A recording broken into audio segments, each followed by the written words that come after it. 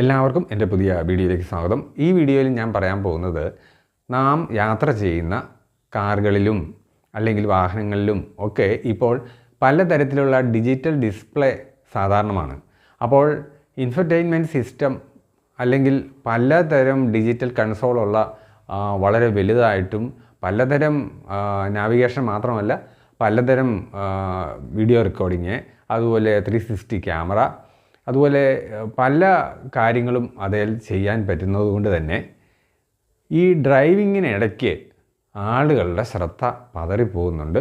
ചിലപ്പോൾ ഡ്രൈവ് ചെയ്തുകൊണ്ടിരിക്കുമ്പോൾ തന്നെ ഈ ഡിജിറ്റൽ ഡിസ്പ്ലേയിൽ പലതും കൈകൊണ്ട് പലരും ചെയ്യുന്നത് കണ്ടിട്ടുണ്ട്.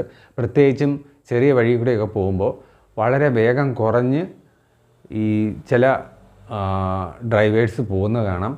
അപ്പോൾ ആ ഡ്രൈവർ എന്താണ് ചെയ്യുന്നതെന്ന് ചോദിച്ചു കഴിഞ്ഞാൽ അവർ ഈ ഡിസ്പ്ലേയിലേക്ക് നോക്കിക്കൊണ്ടാണ് പല കാര്യവും ചെയ്തുകൊണ്ടാണ് അവർ പോകുന്നത്.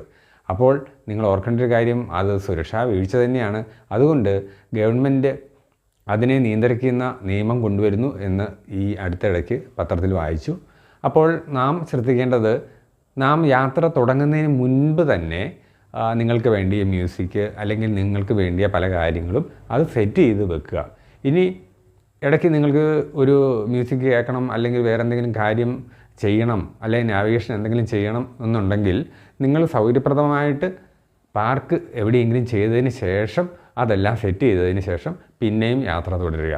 അപ്പോൾ ഈ കാര്യത്തിന് വളരെ പ്രാധാന്യമുണ്ട്. ഈ വീഡിയോ പ്രയോജനപ്പെട്ടാൽ നിങ്ങൾ മറ്റുള്ളവർക്കും ഷെയർ ചെയ്ത് കൊടുക്കുക.